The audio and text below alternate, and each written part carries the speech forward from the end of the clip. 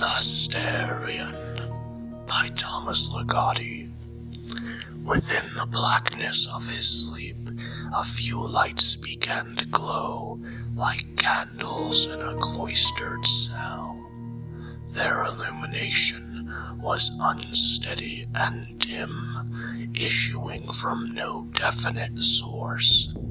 Nonetheless, he now discovered many shapes beneath the shadows, tall buildings whose rooftops nodded groundward, wide buildings whose facades followed the curve of a street, dark buildings whose windows and doorways tilted like badly hung paintings. And even if he found himself unable to fix his own location in this scene, he knew where his dreams had delivered him once more.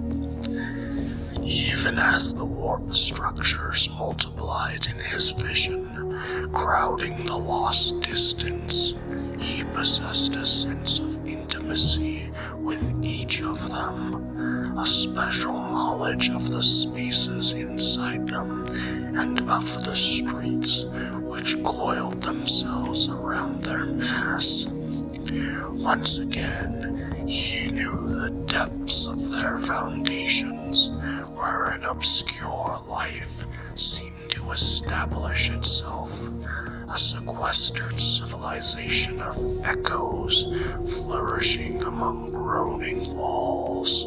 Yet upon his probing more extensively into such interiors, certain difficulties presented themselves. Stairways that wandered off course into useless places, caged elevators that urged unwanted stops on their passengers, thin ladders ascending into a maze of shafts and conduits, the dark vaults and arteries of a petrified and monstrous organism.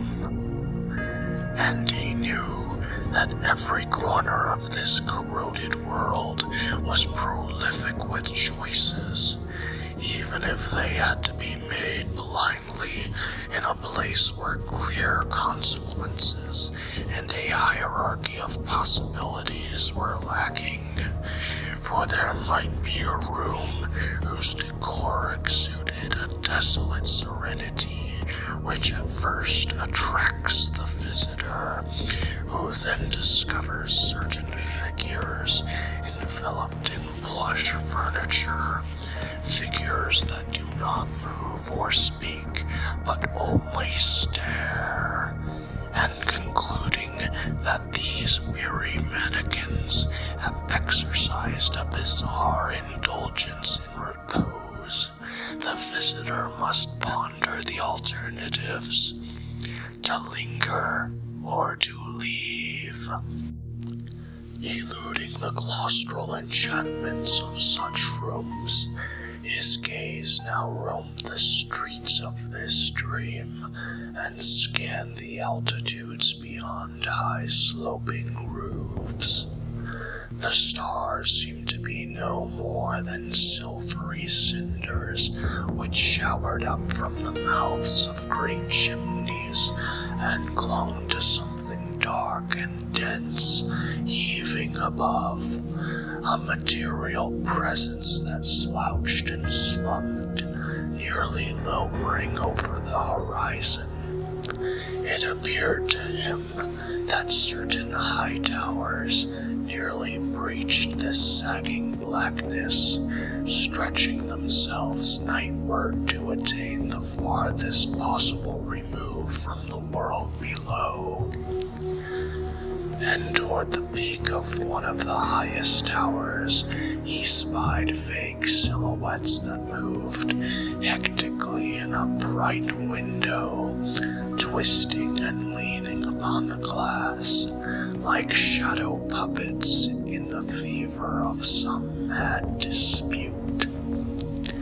Through the mazy streets, his vision slowly glided, as if carried along by a sluggish draft.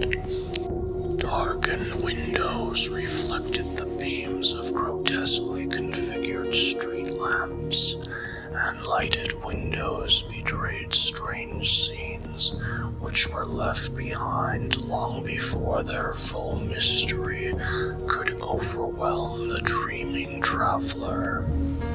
Wandering into thoroughfares more remote, he soared past cluttered gardens and crooked gates, drifted alongside a fence of rotted palings that seemed to teeter into an abyss, and floated over bridges that arched above the purling waters of black canals. Near a certain street corner, a place of supernatural clarity and stillness, he saw two figures standing beneath the crystalline glaze of a lantern ensconced high upon a wall of carved stone. Their shadows were perfect columns of blackness upon the livid pavement.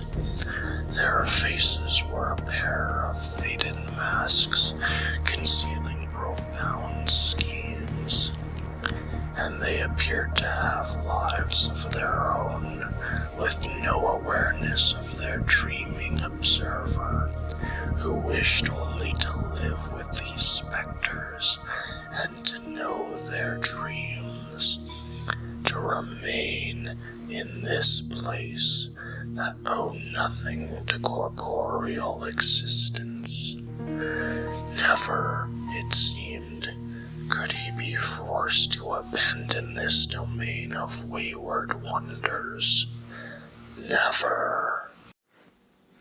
Victor Carrion awoke with a brief convulsion of his limbs, as if he had been chaotically scrambling to break his fall from an imaginary height. For a moment he held his eyes closed, hoping to preserve the dissipating euphoria of the dream. Finally he blinked once or twice. Moonlight through a curtainless window allowed him the image of his outstretched arms and his somewhat twisted hands. Releasing his awkward hold on the edge of the sheeted mattress, he rolled onto his back. Then he groped around until his fingers found the cord dangling from the light above the bed. A small, barely furnished room appeared. He pushed himself up and reached toward the painted metal nightstand. Through the spaces between his fingers, he saw the pale gray binding of a book, and some of the dark letters jeweled upon its cover. V.S.R.N.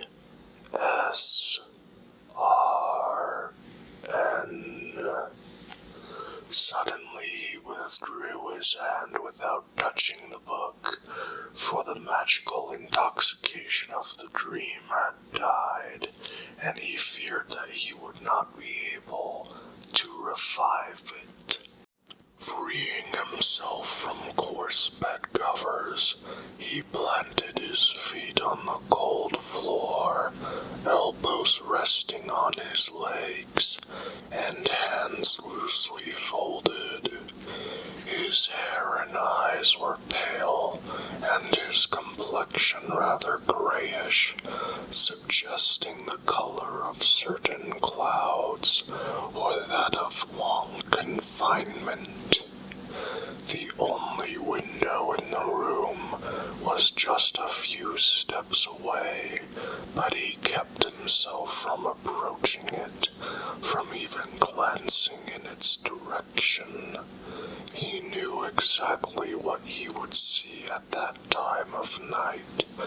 Tall buildings, wide buildings, dark buildings, a scattering of light and stars, and some lethargic movement in the streets below.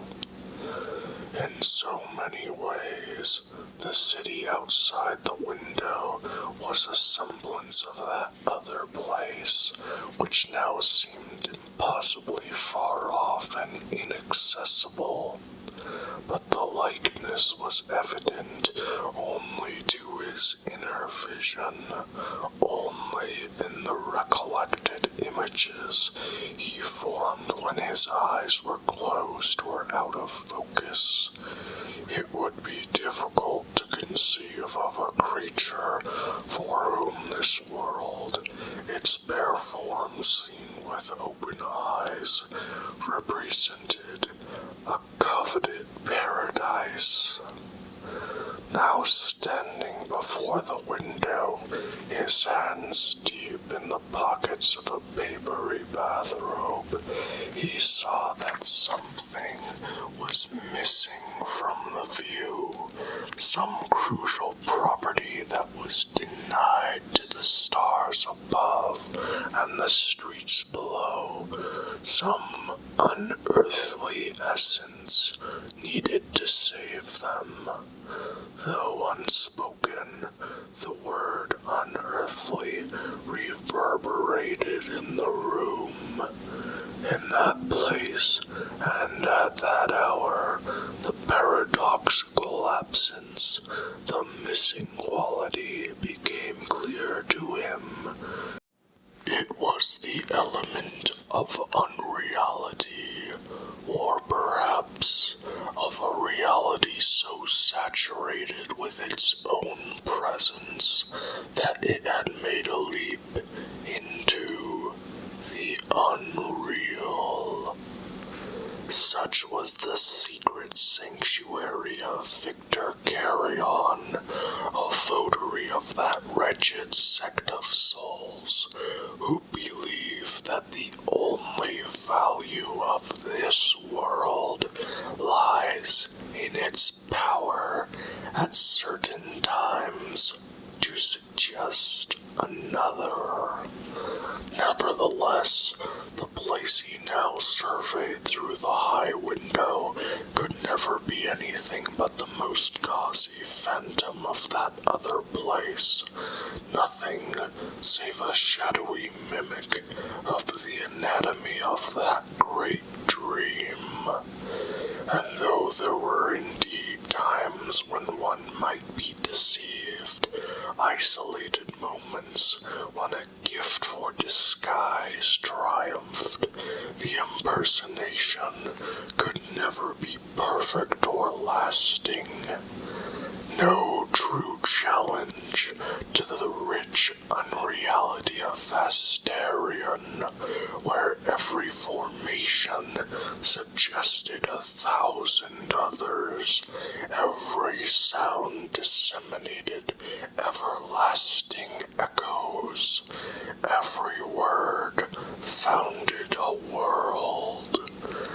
No horror, no joy was the equal of the abysmally vibrant sensations known in this place that was elsewhere, this spellbinding retreat where all experiences were interwoven to compose fantastic textures of feeling, a fine and dark tracery of limitless patterns, for everything in the unreal points to the infinite, and everything in Vastarien was unreal, unbounded by the strictures of existing.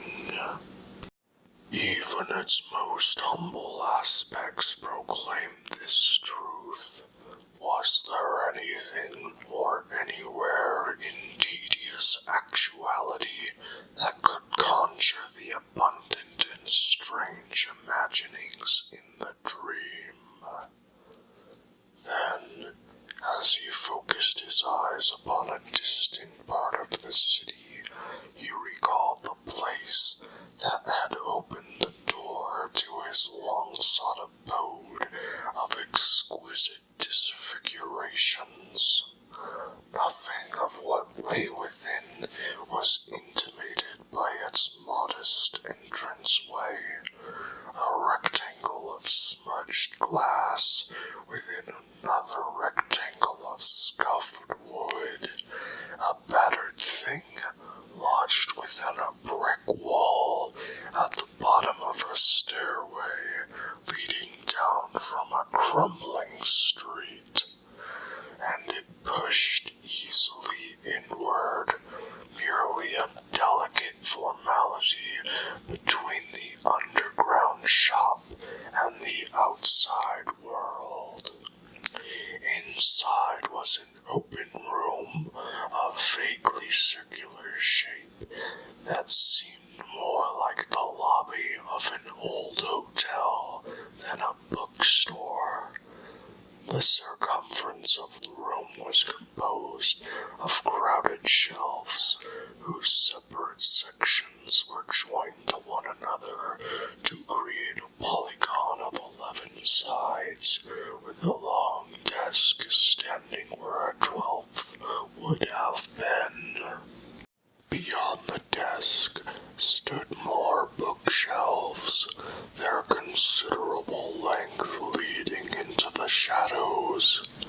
At the furthest point from this part of the shop, Victor Carrion began his circuit of the shelves, which appeared so promising in their array of ruddy bindings, like remnants of a luxuriant autumn. Very soon, however, he felt betrayed, as the mystique of the Library des Grimoires was stripped away to reveal, in his eyes, a sideshow of charlatanry. For this disillusionment, he had only himself to blame. It was his own fault that he continually subjected himself to the discrepancy between what he hoped to find and what he actually found in such establishments.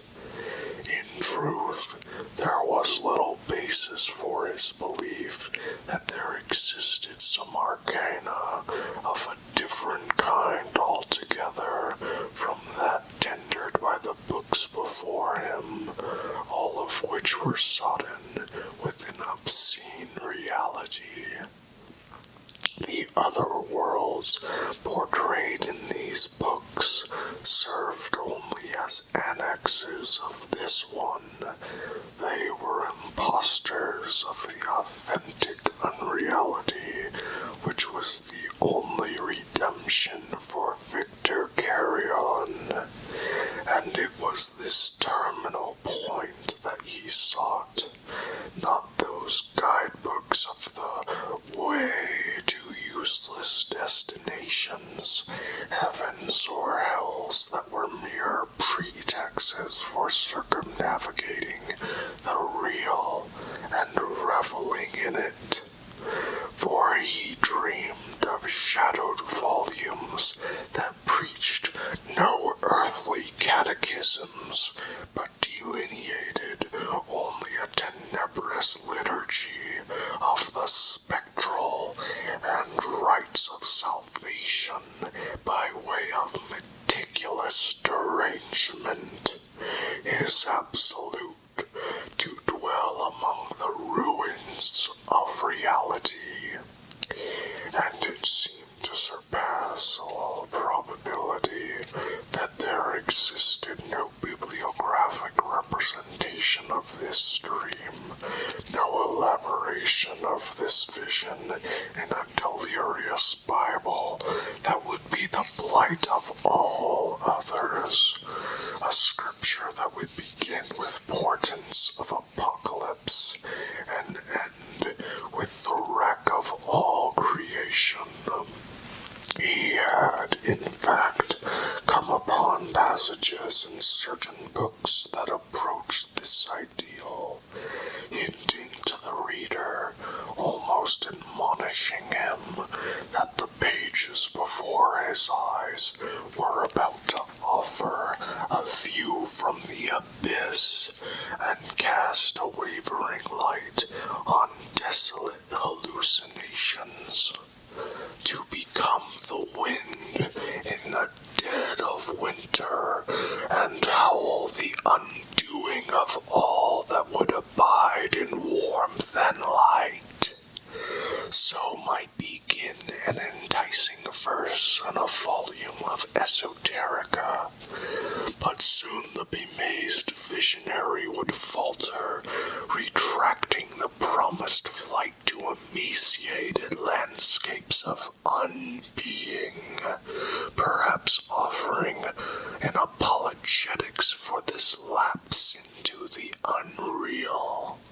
The work would then take up the time-worn theme, disclosing its true purpose and belaboring the most futile and profound of all ambitions, the dream of attaining some untainted good, with mystic knowledge as its drudge.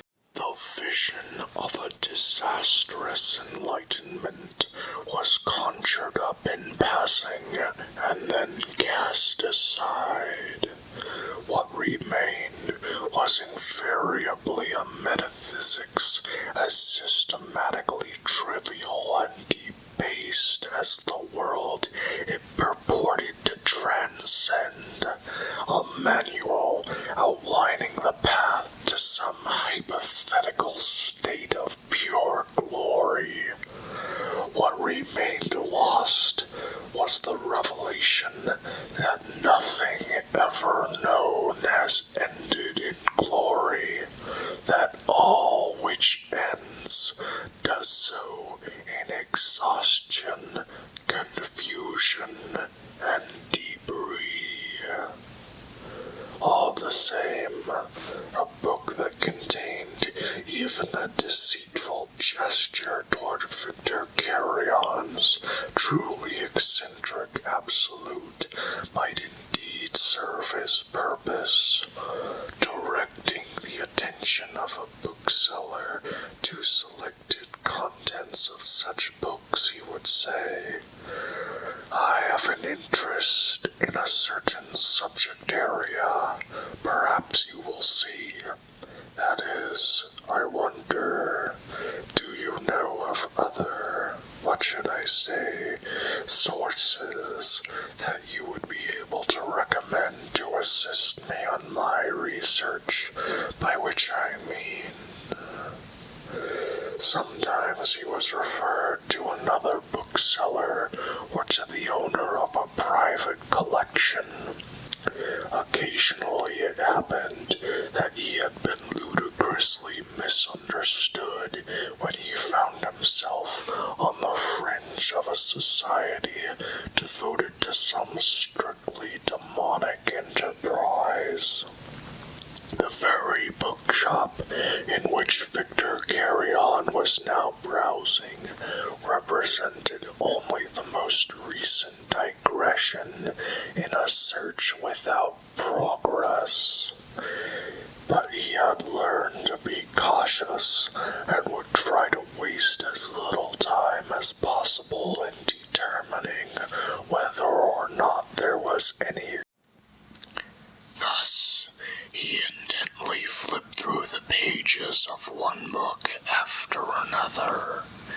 Absorbed as he was in perusing so much verbiage, he was startled when someone with a voice like that of a child spoke to him. "Have you seen our friend?" asked a nearby voice, startling him somewhat. Victor Carrion turned to face the stranger. The man was rather small and wore a black overcoat. His hair was also black and fell loosely across his forehead, Besides his general appearance, there was also something about his presence that made one think of a crow, a scavenging creature in wait. As he came out of his sanctum, the man asked, gesturing toward the empty desk and the dark area behind it. "I'm sorry, I haven't seen anyone," Carrion replied. "I only now noticed you." "I can't help being quiet. Look at these little feet," the man said, indicating his highly polished pair of black shoes. Without thinking, Carrion looked down. Then, feeling duped, he looked up again at the smiling stranger. "You look very bored," said the human crow. "I'm sorry." "Never mind. I can see that I'm bothering you." Then the man walked away, his coat flapping slightly, and began scanning some distant bookshelves. "I've never seen you in here before," he said from across the room. "I've never been in here before," Carrion answered.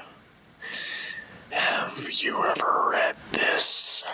the stranger asked, pulling down a book and holding up its wordless black cover.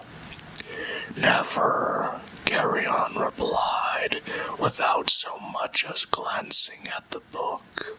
Somehow this seemed the best action to take with this character, who appeared to be foreign in some indefinable way. "Well, you must be looking for something special," continued the other man, replacing the black book on its shelf. "And I know what that's like. When you're looking for something very special, have you ever heard of a book, an extremely special book, that is not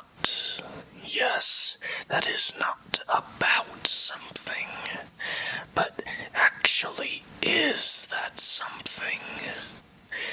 For the first time, the obnoxious stranger had managed to intrigue Carrion rather than annoy him. "That sounds," he started to say, but then the other man exclaimed, There he is, excuse me." It seemed that the proprietor, that mutual friend, had finally made his appearance and was now standing behind the desk, looking toward his two customers. "My friend," said the Crow-man as he stepped with outstretched hand over to the smoothly bald and softly fat gentleman. The two of them shook hands. For a moment, they chatted quietly, much too quietly for Victor Carrion to hear what they were saying. Then the Crow-man was invited behind the desk, and, led by the corpulent bookseller, made his way into the darkness at the back of the shop. In a distant corner of that darkness, the brilliant rectangle of a doorway suddenly flashed into outline, admitting through its frame a large two-headed shadow. Left alone among the worthless volumes of that shop, Victor Carrion felt the sad frustration of the uninvited, the abandoned. More than ever, he had become infected with hopes and curiosities of an indeterminable kind, and he soon found it impossible to remain outside that radiant little room the other two had entered, and at whose door he presently stood in silence. The room was a cramped cubicle, within which stood another cubicle formed by freestanding bookcases, creating 4 very narrow aisleways in the space between them. From the doorway, he could not see how the inner cubicle might be entered, but he heard the voices of the others whispering within. Stepping quietly, he began making his way along the perimeter of the room, his eyes surveying a wealth of odd-looking volumes. Immediately, he sensed that something of a very special nature awaited his discovery, and the evidence for this intuition began to build.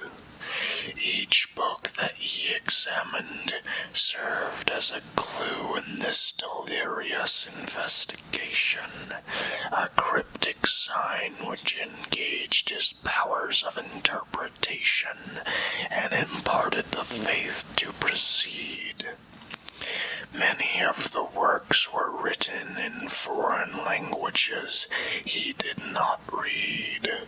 Some appeared to be composed in ciphers based on familiar characters, and others seemed to be transcribed in a wholly artificial cryptography.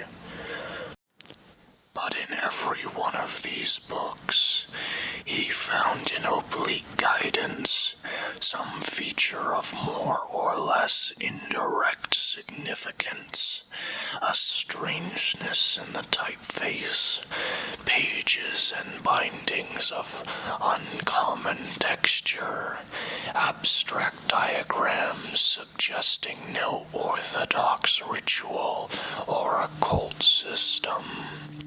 Even greater anticipation was inspired by certain illustrated plates, mysterious drawings and engravings that depicted scenes and situations unlike anything he could name, and such works as Synethoglis or The Noctuary of Tyne conveyed schemes so bizarre, so remote from known texts and treatises of the esoteric tradition, that he felt assured of the sense of his quest. The whispering grew louder, though no more distinct, as he edged around a corner of that inner cubicle and anxiously noted the opening at its far end. At the same time, he was distracted, for no apparent reason, by a small grayish volume leaning within a gap created by oversized tomes on either side. The little book had been set upon the highest shelf, making it necessary for him to stretch himself, as if on an upright torture rack, to reach it. Trying not to give away his presence by the sounds of his pain, he finally secured the ashen-colored object, as pale as his own coloring, between the tips of his first 2 fingers. Mutely, he strained to slide it quietly from its place. This act accomplished, he slowly shrunk down to his original stature and looked into the book's brittle pages. It seemed to be a chronicle of strange dreams, yet somehow the passages he examined were less a recollection of unruled visions than a tangible incarnation of them. Not mere rhetoric, but the thing itself, just as the Crowman had described.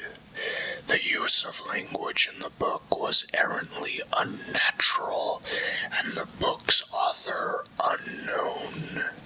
Indeed, the text conveyed the impression of speaking for itself, and speaking only to itself, its words being like shadows that were cast by no forms outside the book.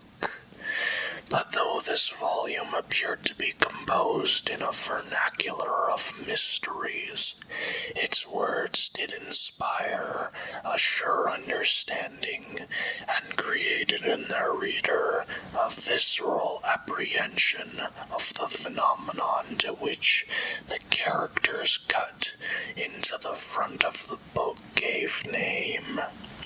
Passing his right forefinger across these gnarled letters, which appeared to be deeply engraved into the book's stiffly bound surface, Victor Carrion could not feel their physicality.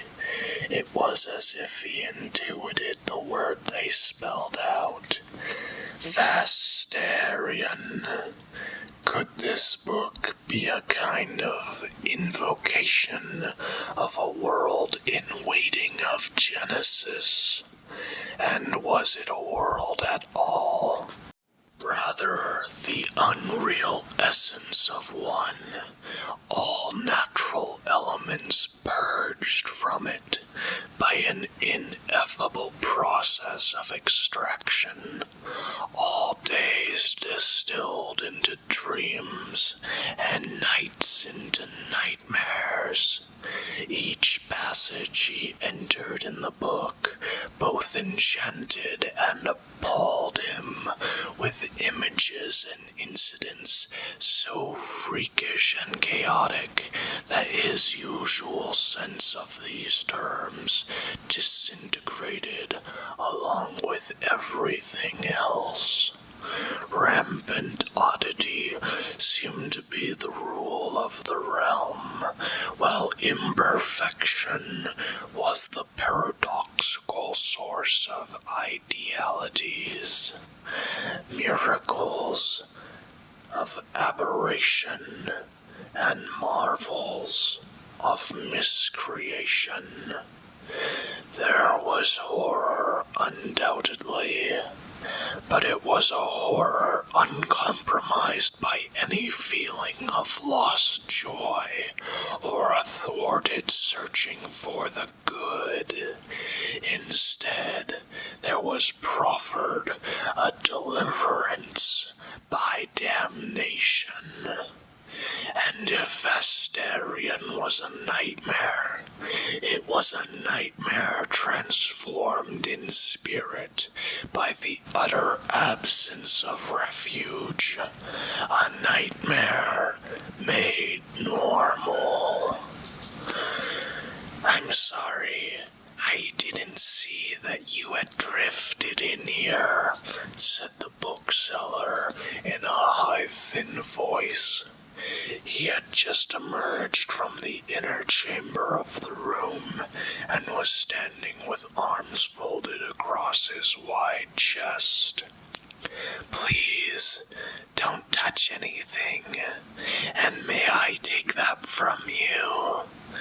The right arm of the bookseller reached out, then returned to its former place, when the man with the pale eyes did not relinquish the merchandise. I think I would like to purchase it, said Carrion. I'm sure I would if... Of course, if the price is reasonable, finished the bookseller. But who knows? knows, you might not be able to appreciate how valuable these books can be. The one in your hands, he said, removing a little pad and pencil from inside his jacket and scribbling briefly. He ripped off the top sheet and held it up for the would-be buyer to see, then confidently put away all writing materials, as if that would be the end of it. But there must be some latitude for bargaining, Carrion protested. I am afraid not, answered the bookseller. Not with something that is the only one of its kind, as are many of these volumes. Yet the book you are holding, that single copy. A hand touched the bookseller's shoulder and seemed to switch off his voice. Then the Crowman stepped into the aisleway, his eyes fixed upon the object under discussion, and asked, Don't you find that book is somewhat difficult? Difficult, repeated Carrion. I'm not sure. If you mean that the language is strange, I would have to agree, but... No, interjected the bookseller, that's not what he means at all. Excuse us for a moment, said the Crowman. Then both men went back into the inner room, where they whispered for some time. When the whispering ceased, the bookseller came forth and announced that there had been a mistake. The book, while something of a curiosity, was worth a good deal less than the price earlier quoted. The revised evaluation, while still costly, was within the means of this particular buyer, who agreed at once to pay it. Thus began Victor Carrion's preoccupation with a certain book and a certain hallucinated world, though to make distinction between these two phenomena ultimately seemed an error. The book, indeed, did not merely describe that strange world, but in some obscure fashion was a true composition of the thing itself, its very form incarnate. Each day thereafter, he studied the hypnotic episodes of the little book. Each night, as he dreamed, he carried out shapeless expeditions into its fantastic topography. To all appearances, it seemed he had discovered the summit or abyss of the unreal, that utopia of exhaustion, confusion, and debris, where reality ends and where one may dwell among its ruins. And it was not long before he found it necessary to revisit that 12-sided shop, intending to question the obese bookseller on the matter of the book, and unintentionally learning the truth of how it came to be sold. When he arrived at the bookstore, something in the middle of a grayish afternoon, Victor Carrion was surprised to find that the door, which had opened so freely on his previous visit, was now firmly locked. It would not even rattle in his frame when he nervously pushed and pulled on the handle. Since the interior of the store was lighted, he took a coin from his pocket and began tapping on the glass. Finally, someone came forward from the shadows of the back room. "Closed," the bookseller pantomimed from the other side of the glass. "But," Carrion argued, pointing to his wristwatch. "Nevertheless," the wide man shouted. Then, after scrutinizing the disappointed patron, the bookseller unlocked the door and opened it wide enough to carry on a brief conversation. "And what is it I can do for you? I'm closed, so you'll have to come some other time if I only wanted to ask you something. Do you remember the book that I bought from you some days ago?" "Yes, I remember," replied the bookseller, as if quite prepared for the question. "And let me say that I was quite impressed, as of course was the other man." "Impressed," Carrion repeated. "Ecstatic is more the word in his case," continued the bookseller. "He said to me, 'The book has found its reader,' and what could I do but agree with him?" "I'm afraid I don't understand," said Carrion. The bookseller blinked and said nothing. After a few moments, he reluctantly explained, "I was hoping that by now you would understand. He hasn't contacted you, the man who was in here that day." "No, why would he?" The bookseller blinked again and said, "Well, I suppose there's no reason for you to stand out there. It's getting very cold. Don't you feel it? Please come in." As Victor Carrion entered, the bookseller stuck his head outside, looking up at the stairs that led down to his shop, and scanning as much of the street above as he could see. Then he closed the door and pulled Carrion a little to one side of it, whispering, "There's just one thing I would like to tell you. I made no mistake the other day about the price of that book, and it was the price which was paid by the other man, minus the small amount that you contributed. I didn't cheat anyone, least of all him. He would have been happy to pay even more to get that book into your hands. And though I'm not exactly sure of his reasons, I think you should know that." "But why didn't he simply purchase the book for himself?" asked Carrion. The bookseller seemed confused. "It was of no use to him. Perhaps it would have been better if you hadn't given yourself away when he asked you about that book. How much you knew." "But I don't know anything apart from what I've read in the book itself. I came here to look into its provenance."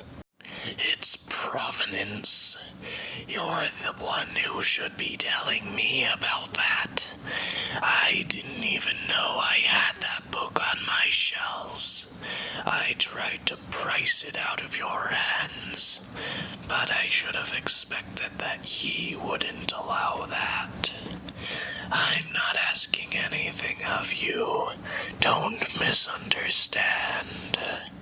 I've already violated every precept of discretion in this matter. This is such an exceptional case, though. Very impressive, if in fact you are the reader of that book." Realizing that, at best, he had been led into a dialogue of mystification, and possibly one of lies. Victor Carrion had no regrets when the bookseller held the door open for him to leave. But before long, he learned why the bookseller had been so impressed with him, and why the crow-like stranger had been so generous. The bestower of the book, who was blind to its mysteries. In due course, he learned that the stranger had given only so that he might possess the thing he could gain in no other way, that he was reading the book which borrowed eyes, and stealing its secrets from the soul of its rightful reader.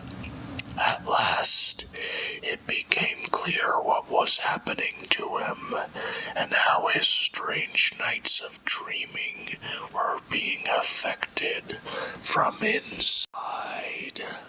This phenomenon was not immediately apparent, though.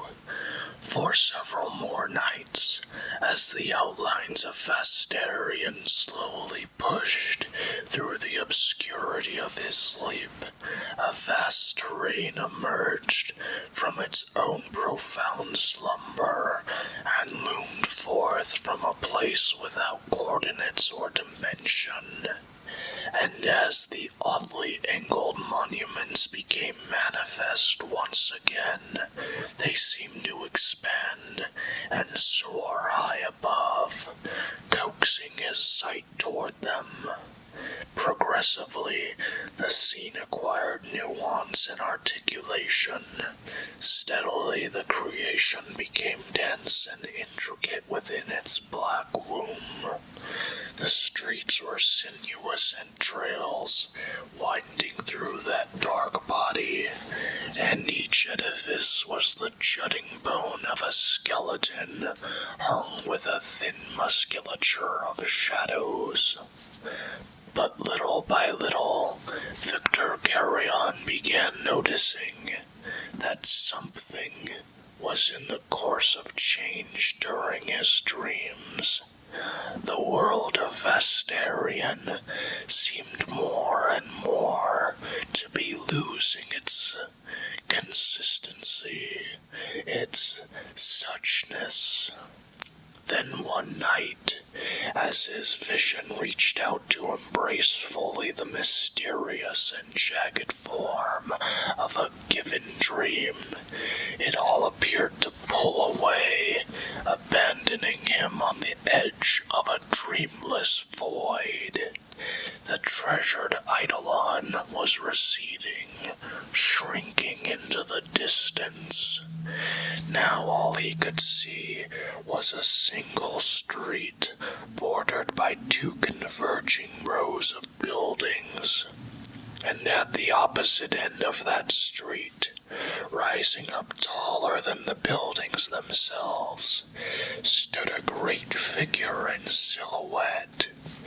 This colossus made no movement or sound, but nonetheless increasingly dominated the horizon where the single remaining street seemed to end.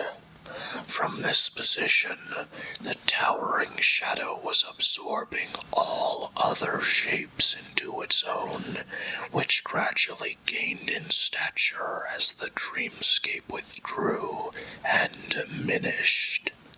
And the outline of this titanic figure appeared to be that of a man, yet it was also that of a dark and devouring bird.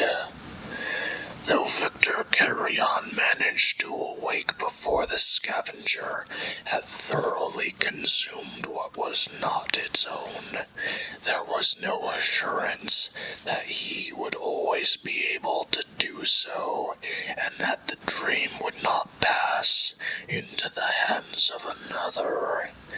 and so he conceived and executed the act that was necessary to keep possession of what he had desired for so long. Vastarien, he whispered as he stood in the shadows and moonlight of that bare little room, where a monolithic door prevented his escape. Within that door, a small square of thick glass was implanted, so that he might be watched by day and by night.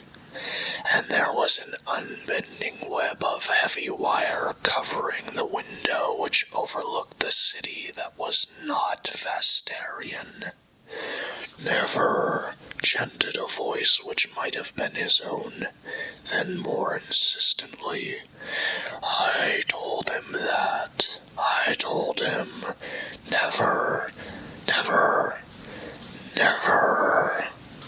When the door opened, and some men in uniforms entered the room, they found Victor Carrion screaming to the raucous limits of his voice and trying to scale the thick metal mesh veiling the window, as if he were dragging himself along some unlikely route of liberation. Of course, they pulled him to the floor, and they stretched him out upon the bed, where his wrists and ankles were tightly strapped. Then through the doorway strode a nurse who carried a slender syringe, crowned with a silvery needle. During the injection, he continued to scream words which everyone in the room had heard before, each outburst developing the theme of his unjust confinement. How the man he had murdered was using him in a horrible way, a way impossible to explain or make credible. The man could not read the book, that book, and was stealing the dreams which the book had spawned. Stealing my dreams, he mumbled softly as the drug began to take effect. Stealing my... The stewards of Victor Carrion's incarceration remained around his bed for a few moments, silently staring at its restrained occupant. Then one of them pointed to the book and initiated a conversation now familiar to them all.